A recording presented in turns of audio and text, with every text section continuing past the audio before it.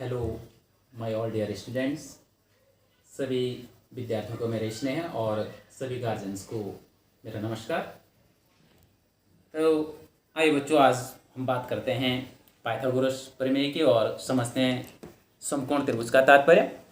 तो देखिए बच्चों, सबसे पहले समकोण त्रिभुज ऐसा त्रिभुज जिसका एक कोण समकोण अर्थात 90 अंश का होता है, समकोण त्रिभुज कहलाता है।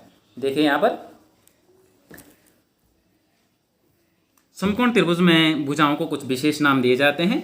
इसमें जो समकोण होता है अर्थात 90 अंश का कोण होता है, ठीक इससे सामने वाली भुजा का कर्ण कहलाती है और अन्य दो भुजाएं ये हो गई, इसे आधार कहा जाता है और ये लंब हो गया।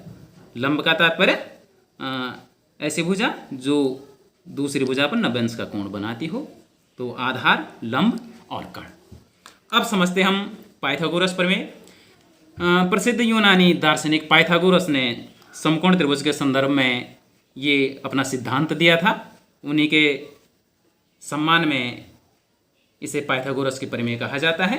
तो बच्चों, पाइथागोरस ने जो बात कही वह इस प्रकार है कि समकोण त्रिभुज के लिए कर्ण पर बना वर्ग या कर्ण का वर्ग समकोण त्रिभुज के अन्य दो भुजाओं पर बने वर्गों के योग के बराबर होता है। आइए हम इसे सिद्ध करते हैं। यहाँ पर मैंने कुछ सेटअप किया है, आप ये देख रहे होंगे।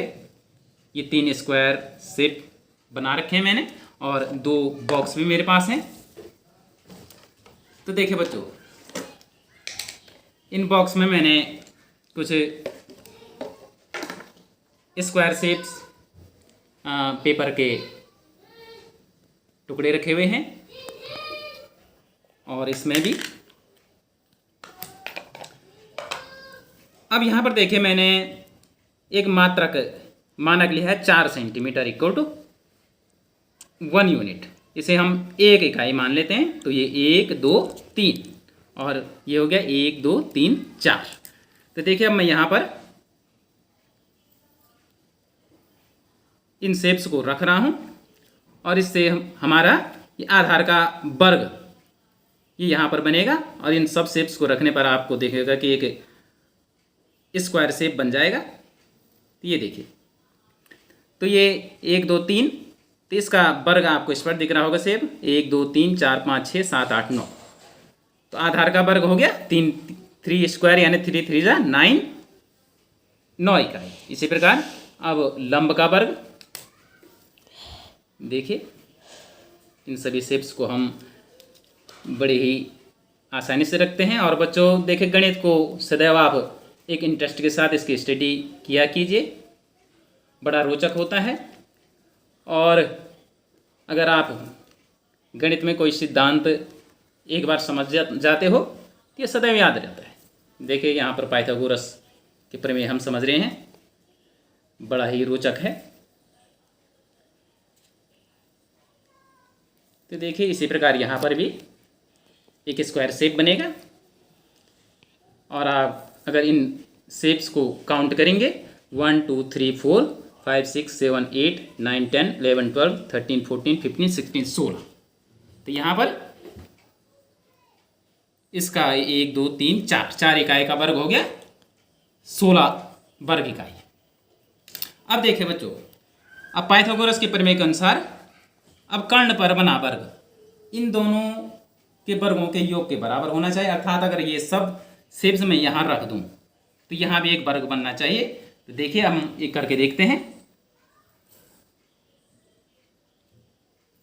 देखिए,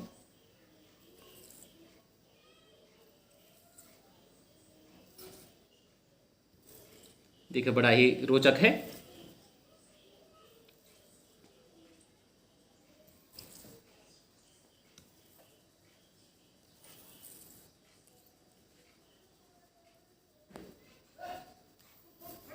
देखिए बच्चों, और अब आप देख सकते हैं कि 16 के 16 शेप यहाँ आ गए, यानी लंब का वर्ग 16। और अब मैं ये जो आधार का वर्ग है यानी 9 स्क्वायर शेप ये भी यहाँ रख रहा हूँ। तो 16 धन 9 बराबर, हाँ बच्चों बताइए, यस, वेरी गुड, 25, 25। तो देखिए 25, अब ये सब के सब यहाँ पर आ गए तो काउंट करने की भी आवश्यकता नहीं, आप काउंट भी कर सकते हैं। तो ये 25 है। तो ये देखिए 1 2 3 4 5, तो 5 का वर्ग 25। तो बच्चों देखिए यहाँ पर सिद्ध हो गया है कि पाइथागोरस के प्रमेय के अनुसार कर्ण पर बना वर्ग आधार का वर्ग धन लंब का वर्ग, या समकोण त्रिभुज के लिए कर्ण पर बना वर्ग उसके शेष दो भुजाओं पर बने वर्गों के योग के बराबर होता है। ये देखिए यहाँ पर अगर मैं, ये देखिए ये इसका ये वर्ग शेप है, अगर मैं इनको थोड़ी देर के लिए यहाँ से हटा दूँ, केवल ये रखूँ तो आपको और स्पष्ट ढंग से ये दिखेगा। ये देखिए बच्चों, एक बार पुनः कर्ण पर बना वर्ग बराबर आधार पर बना वर्ग धन लंब पर बना वर्ग। तो बच्चों अपेक्षा करता हूँ कि आप पाइथागोरस के प्रमेय समझने में सक्षम रहे होंगे, समकोण त्रिभुज को समझे होंगे, और इससे रिलेटेड क्वेश्चंस आप ज़रूर करें। अगर आपको मेरा यूट्यूब लिंक पसंद आता है तो आप ज़रूर सब्सक्राइब कीजिए, इसे पसंद कीजिए। तो बच्चों तब तक के लिए धन्यवाद। अपना स्टडी अच्छे ढंग से कीजिए।